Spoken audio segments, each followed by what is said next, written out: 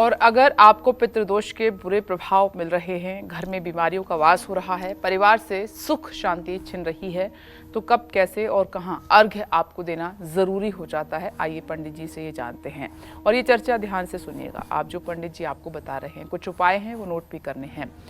पंडित जी बताएं। देखो विनेश, ऐसा है कि हम लोग जिस धर्म को मानते हैं उस धर्म का नाम है सनातन जी। और सनातन किसका नाम है? सनातन नाम है परमपिता परमेश्वर का। दूसरे शब्दों में कहूं तो भगवान श्री कृष्ण का। जब सृष्टि नहीं थी तब भी ये थे, सृष्टि नहीं रहेगी तब भी रहेंगे, सृष्टि है तब भी हैं।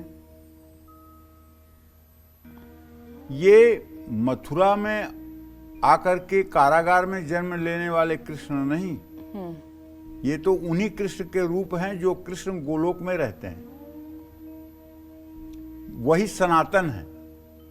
सनातन मतलब जो सदैव विद्यमान रहे, वो सनातन। और चूंकि हम उनके अनुयायी हैं, उनके बताए हुए रास्ते पर चलते हैं, उनके आधार पर हम जीवन शैली अपनी अपनाते हैं, इसलिए हम सनातन धर्मी हैं। समझ रही बात हमारी? तो हमारे सनातन धर्म में 5 प्रमुख देवों की पूजा का विधान किया गया है जी, जिसमें पहले देवता जो हैं वो हैं गणेश, बिल्कुल। दूसरी देवता जो हैं वो हैं दुर्गा, तीसरे देवता जो हैं भगवान श्री हरि विष्णु, वही कृष्ण के रूप हैं, और चौथे देवता हैं भगवान शिव, और 5वें देवता हैं भगवान सूर्य। कोई भी यज्ञ अनुष्ठान पूजा पाठ जप तप किया जाए, बिना इन 4 देवताओं के ध्यान और आवाहन के वो पूजा अधूरी रहती है। तो मंदिर जो घर का है उसमें सूर्य भगवान की प्रतिमा जरूरी होती है? सूर्य भगवान की अगर प्रतिमा नहीं भी है तो सूर्य भगवान का मानसिक रूप से स्मरण करना चाहिए। ओके। क्योंकि बिना इन 5 देवों की पूजा के कोई पूजा साकार नहीं होती। और इन्हीं 5 देवों की पूजा को यज्ञ अनुष्ठान में पंचांग पूजन कहते हैं। लेकिन भगवान गणेश के साथ महालक्ष्मी विराजमान रहती हैं। दुर्गा कहो या लक्ष्मी, एक ही वाहम जगत तत्र द्वितीया काममा परा। एक ही वो शक्ति है जिससे तमाम शक्तियां विभाजित होती हैं। 10 महाविद्या हों या महाकाली हों या महालक्ष्मी हों या महासरस्वती हों, एक ही रूप है, उन्हीं से इनका विस्तार होता है। जिस जिस भाव में आप उनको भजते हो, उस भाव में वो आपके सामने आकर के और दर्शन देते हैं। जैसे उदाहरण के लिए आप कोई सिद्ध महापुरुष का ध्यान करिए जो शरीर छोड़कर चले गए हों, और उनके ध्यान में आप इतना रम जाइए, इतना रम जाइए, इतना रम जाइए कि आपके आंखों से अश्रु प्रवाह होने लगे, आपके मन की बेचैनी, आपका हृदय जलने लगे उनसे मिलने के लिए। वो आपके सामने सशरीर उपस्थित होंगे। ऐसा कैसे होता है? वो तो चले गए, तो वो कैसे आ रहे हैं?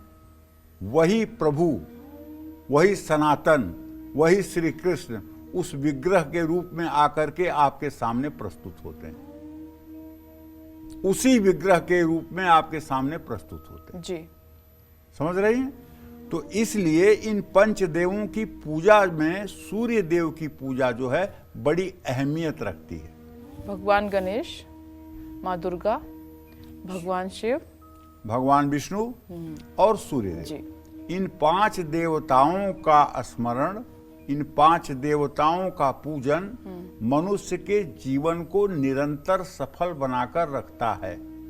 जहाँ गणेश विघ्नों का नाश करते हैं, दुर्गा वहाँ शक्ति और भक्ति देती हैं।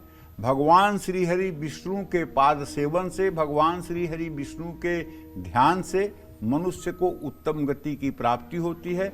भगवान शिव की आराधना से व्यक्ति को अकाल मृत्यु और मृत्यु से बचना होता है, और भगवान सूर्य की आराधना से तेज और आत्मविश्वास की वृद्धि होती है। इन 5 देवताओं की उपासना हमारे सनातन धर्म में परम आवश्यक है, इसीलिए हम अपने को सनातन धर्मी कहते हैं।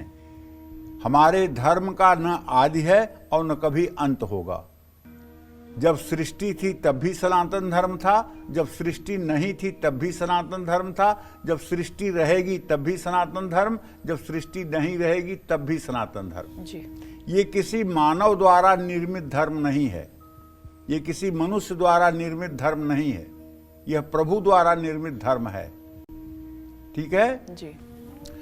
तो अगर आपकी सेहत ठीक नहीं रहती है, कुछ न कुछ आपके शरीर में लगा रहता है, वैसे बीमारियां तो आम बात है, लेकिन खास करके ऐसी बीमारी अगर है कि शरीर सूखता जा रहा है, रोग का पता नहीं लग रहा है, हर समय शरीर में 99 डिग्री का बुखार बना रहता है, या आपके पिताजी की सेहत ठीक नहीं रहती है, उन्हें कुछ न कुछ हुआ रहता है, या पैतृक संपत्ति है और उसे लेकर के काफी विवाद का सामना करना पड़ रहा है, वो सुलझ नहीं रही है, तो आपको चाहिए कि सूर्योदय के समय तांबे के लोटे में जल भरकर उसमें एक चुटकी लाल चंदन या रोली डालकर और उसमें थोड़े से साबुत चावल और लाल फूल डाल करके ओम ब्रह्म स्वरूपिणे सूर्य नारायणाय नमः ये 3 बार कहते हुए 3 बार में अर्घ गिराएं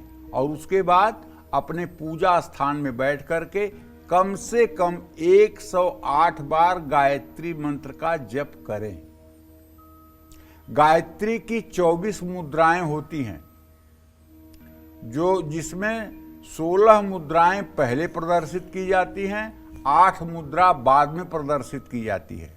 अगर आप जानते हैं सुमुखम संपुटम चैव विततम विस्तृतम तथा इस तरह से 16 मुद्राएं गायत्री की जप के पहले और 8 जप के बाद में ये गायत्री के सामने दिखाई जाती है। अगर ये जप की मुद्रा आपको नहीं आती है तो गीता प्रेस की किताब है नित्य कर्म पूजा प्रकाश, उसमें आप देखेंगे तो ये 24 मुद्राओं का वर्णन है। इन 24 मुद्राओं को करते हुए यदि आप गायत्री मंत्र का जप करेंगे तो मैं दावे के साथ कह सकता हूं, जो भी आपका लक्ष्य होगा, जो भी आपका संकल्प होगा, उस संकल्प को पूरा होने में देर नहीं लगेगी।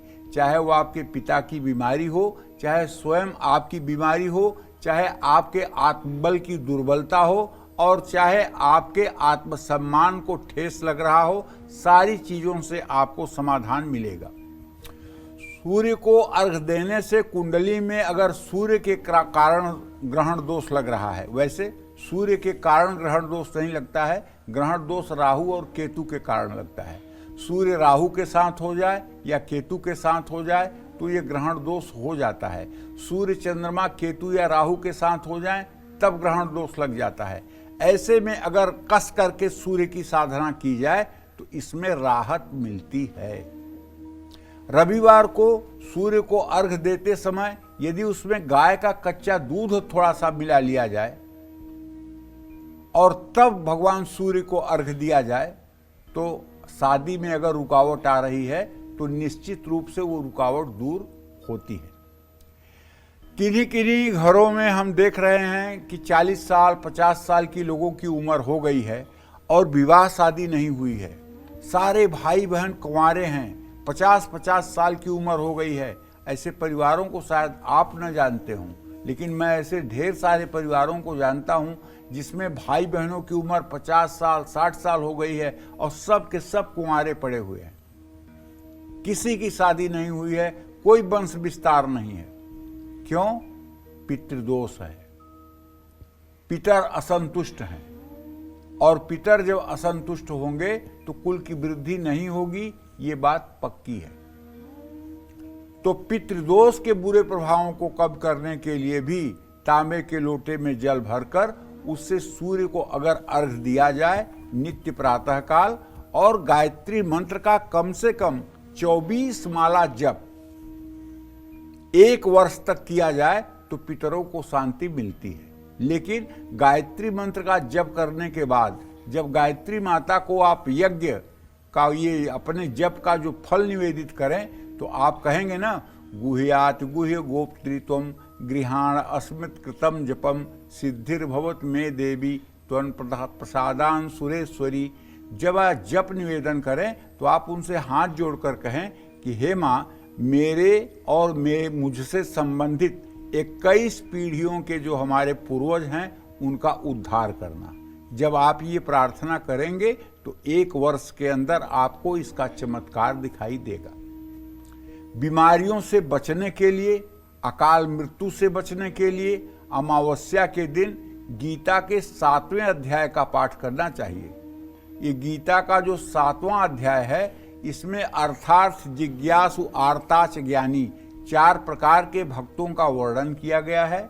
और गीता में भगवान ने बताया है कि किस तरह से तुम सिर्फ मुझको भज करके और इस संसार सागर से पार हो सकते हो। तो गीता का 7वां अध्याय पढ़ने के बाद अगर आप सूर्य देव को अर्घ दें तो निश्चित रूप से आपके मन में, आपके सोच में वही बात चलेगी जिससे आपके पितरों का कल्याण होगा और आपका जीवन सुखमय व्यतीत होगा।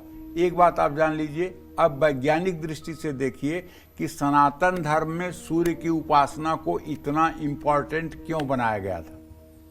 सुबह उठ करके सूर्योदय के समय अर्घ देने की अनिवार्यता क्यों की गई थी, प्रातः संध्या सायं संध्या क्यों अनिवार्य की गई थी, तो आपको पता चलेगा। अब डॉक्टर भी बताते हैं कि सूर्य की रोशनी में बैठा करिए।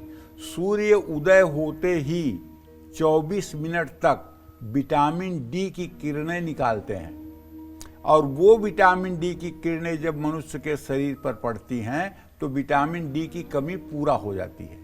आज जब मेट्रो सिटी में लोग रह रहे हैं, सूर्य की रोशनी शरीर पर उदय होते हुए सूर्य की नहीं पड़ रही है, तो 80% लोगों के शरीर में विटामिन डी की कमी है और पूरे शरीर में दर्द होता है।